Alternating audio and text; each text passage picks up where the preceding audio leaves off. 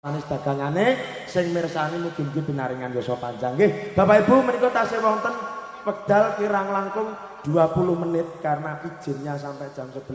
Pramila monggo kula tanjake sinten sing dereng nyanyi. Yuk kita panggilkan langsung karena Mbak Niken kepingin menghibur warga masyarakat yang hadir. Dalem Pak Enduk ya jan bocah ayune. Pak Enduk yang. Yuk kita panggilkan artis cilik kita, artis Kediri.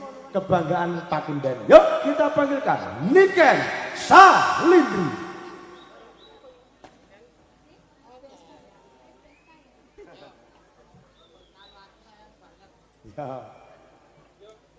Ya.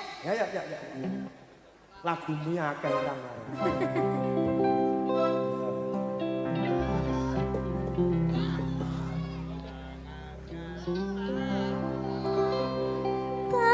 Iki malah SKS apa dulu? SKSD. Ini senam. Apa singkatan dulu? ASBSK. Ya, aku sayang banget sama kamu. Singkatannya?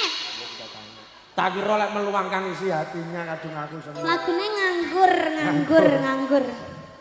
Sing ini sesuai realita lagumu.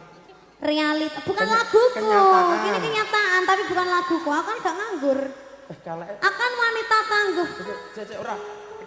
Tak omongi, memang bar demek kelek tembokane rumput ambune sing jangget. Iki mana wis tak kei reksona lho, Mas. Mas yo mbok wae jenenge ya, Mas. Kok eek to? Salah. Lah aku pilek kok. Ayo. Wis no wantes. Mas. Yo.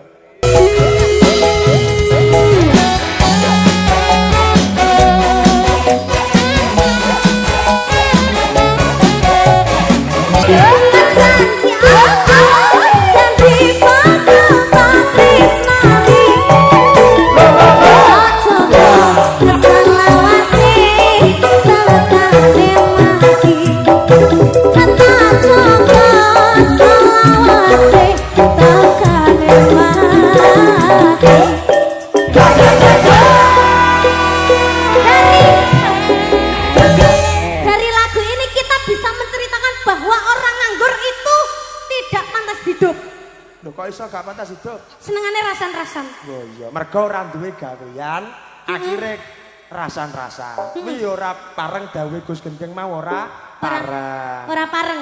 Ora pareng rasan-rasan nek enek wong. Dipateni ae. Aja sing digedhing kuwi aja wonge, sing digedhing kuwi kelakuane. Oh ngono, ya. Didongakne wae wong sing kaya ngono kuwi mau didongakne eling karo sing gawe urip men oleh pepadang, Nduk. Nggih, oke.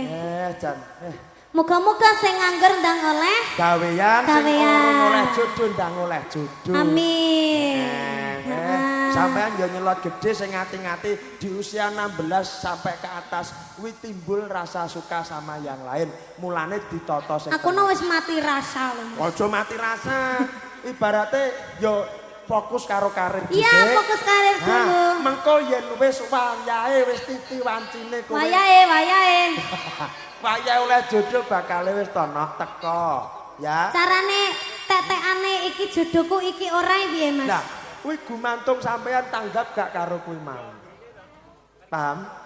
Tanggap. Ya kok tak wenehi ning mburi nggo ya. Oh, ngono. Tak wenehi resepe kuwi jodoh apa udu tak wenehi kok mburi ya ta. Nah, kan iki di usiamu yang 16 tahun ya ta. Iya. Wis kabeh padha ndongakne sampean. Nggih. Ndongakne sing apik-apik. Doa yang terbaik pasti akan kembali baik. Ya, iki penggemarmu sing saka manca Singapura, saka Klados, Ragen, saka Klaten.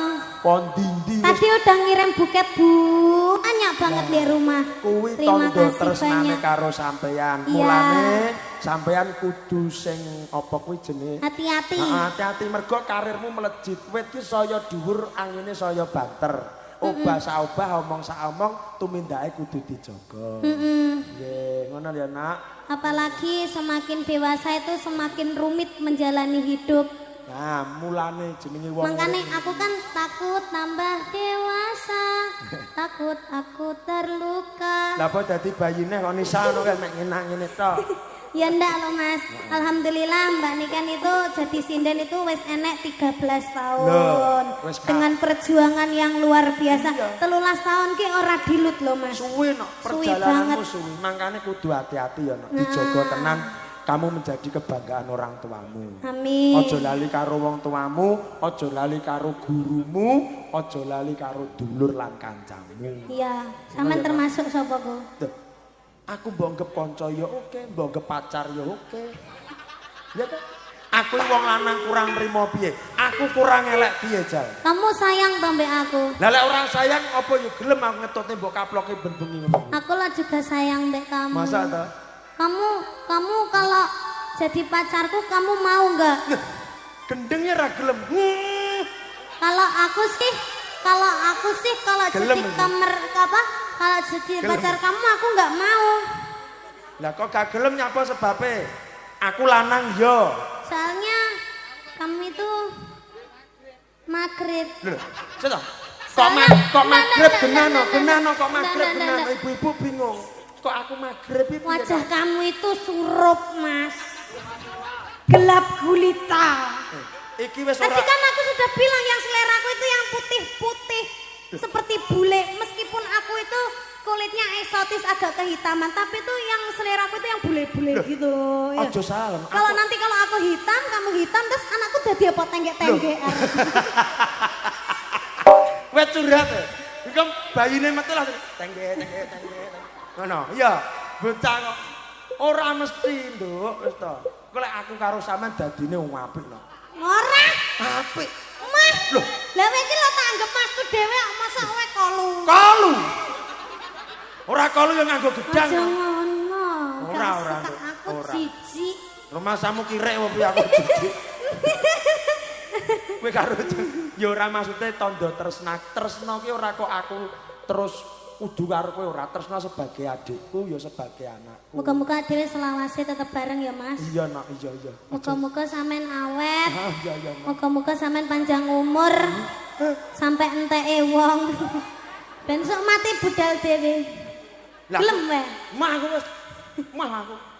Lek kowe dhisik aku jarang karasen aja. Mah aku ya aku siap. Sanguku lorong siap, aku jek repot no Mas tenang. Tanggapane jek. Wong dawe Gusti mau piye? Wong lek mati kuwi ora mandang umur, kapan-kapan iso sek. KTP ku seumur hidup. Urung duwe. Urung duwe KTP. Mas aja ngono to. KTP ku lho seumur hidup. Ndur aku aja bahas mati. Sapa sing bahas kowe dhisik? Sampeyan lah. Ya panggah wong tuwek disalahne. Bocah lek lambe. Jare sampean pengen mati. Lambe gudir. Meger kok. Yo. Lenggu yo kaya pitik. Yo. Lenggu yo kaya jare kok. Walah, Bu, sae to, Bu. Mbok nanggap aja guyu tok. Sunatane anake ku lho murah. Lah iya. Mungkin nek penak men yo. Wis ade gak usah banyol. Diguyu wong. Lho, piye to bocah iki? Justru dhewe iki menghibur ngene iki penggalih wong campur sari golek seneng lek karo Gusti golek ayem rungokno bukan. Wong ayem mesti seneng nek wong seneng gorong tentu ayem. Contone wong duwe duit kuwi gorong mesti ayem, tapi nek wong ayem mesti duwe duit. Urung mesti. Tanggaku ayem ya mulung sampah kok. Jenenge ayem ngono ya nulung sampah. Aku yang duwe mbah jenenge Mbah Yem. Lah iya nyapa. Hah? Ngingoni pitik. Lah iya. Lah iya. Ya ora guyon ya, Nak. Wis pokoke dongaku sak kanca, wakile kanca-kanca panjang umur karepmu melejit. Wis kowe ning ndi paranmu insyaallah tak tutne. Terlanjur cinta mati di kau yang kau sayang. Izinkan cinta ini bisa ku perpanjang. Tak ada lagi istilah kawin kontrakan. Berapapun mas kawin yang ku bayar kontrak. Pelaksan kawinan kabul kumandang. Asli rambut tangisan. Terharu aku nyaman. Akhirnya aku jatuh cinta temangan. Cintaku ini hanyalah untuk kau.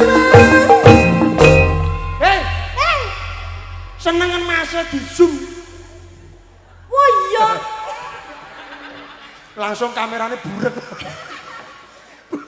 Batine sing buri lho, kamerane mati. Ora ngono Ah, lebih ya. Ya sing apik. Ndah. Cintaku benar. Ya, dinyanyi apa? Ye, rapal ae. Sosok najan nandap MC iki rapal lagune. Oh, nganggo sitoke ae. Alek. Alek. Mas Jibril. Ngojo. Aku kira nek mau golek ya nek mau kuyo-kuyo. Golek aku gak. Bar iki Jibril ning gone Korea ditututi Alek karo. Kowe iki lagi enekno bapak ibu lagi enekno iki ngene. Wes sampeyan ora melu susah. Aku mau tinggal, aku mau kayak Alek. Ngomong apa to, Mas? Gak ro. Mayangkara tapi nek gak MC-ne Mas Bambang iki kaya enek sing kurang ngono umpane. Wes Kurang ajar. Wah, nate lho kula dienggo salah-salahan sak grup iki. Nyapa? Sing Kok salah. gara-gara kowe gak melok ki to? Salahmu ora melok malih klendran kabeh. Lah sing oh yo bocah-bocah kuwi to. Mas ora anake panggah profesional. Kawin kontrak bisa enggak? Aja Bisa meneh dong. kok kawin kontrak, Nduk. Sigar wis iso. Lah iya. Lagune Deni Canan Sigar. Nadane C. Jeneng Mas. Nanging Menengah. Tua pok. gundul C Mas. wes C ya Mas. wes Oh wes. E. Makatir Oh, tapi keduren Mas, keduren. A. Mangga Jawa lek. Wancal. sabar. Oh iya. Sabar. Iki jenenge panca. Oh panca bocah itu tua kok. Oh, tapi kangen ngingati caramu mlaku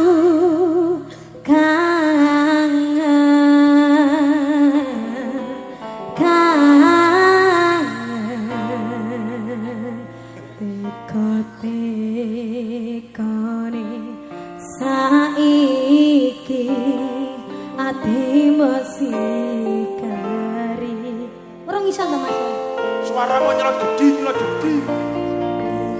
wis Mas Tang.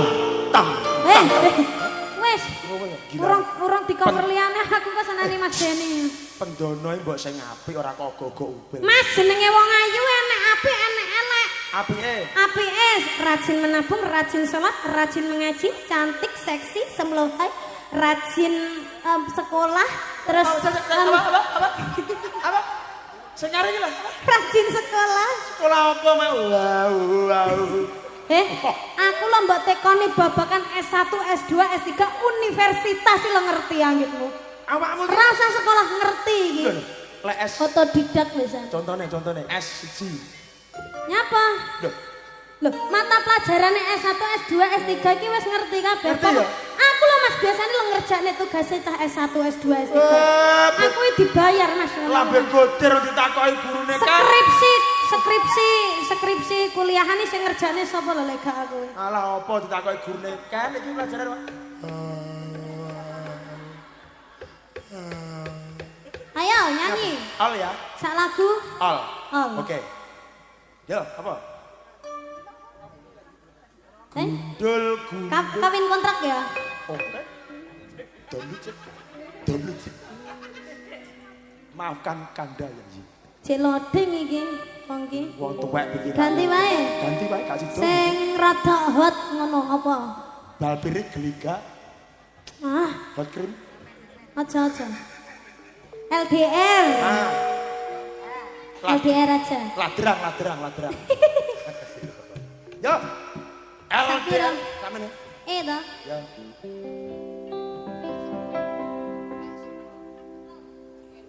Yo, LDN bersama Niken Salindri Mayangkara.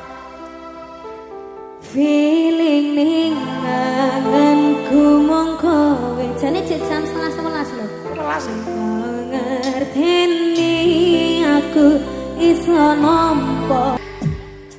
Ngerti kabeh? Oke. Ngerti kabeh? Yo ngerti kabeh. Yuk, Sinden Mayangkara. LDR.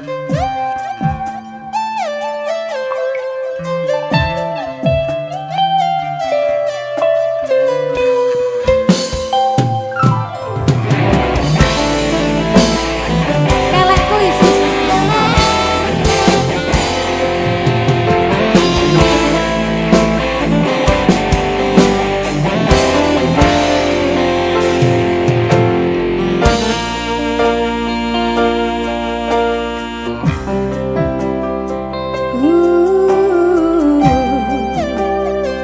Yen aku wis kangen slira. Panjenengan matur nembah nuwun kagem Bu Wiwin sekeluarga, mugi panjang umur sehat selalu Nduk Niken, panjang umur sehat selalu, banyak rezeki selalu dalam lindungan Tuhan Yang Maha Esa. Amin. Kagem Bapak Lurah, Bapak RT, Pak RW, Bapak Babinsa, Bapak Babin Katimas, Pak Kapolsek Pandan Ramil, Pak Linmas, matur nembah nuwun kagem panitia ugi ingkang sampun nyengkuyung pahargyan dalu menika. Mugi-mugi panjenengan tansah pinaringan yuswa panjang. Buat bilih kula sak kanca wonten lepatipun nyuwun pangapunten ingkang kathah. Akhirul kalam wassalamualaikum warahmatullahi wabarakatuh. All artis Mayangkara. Yuk ngamen sepuluh.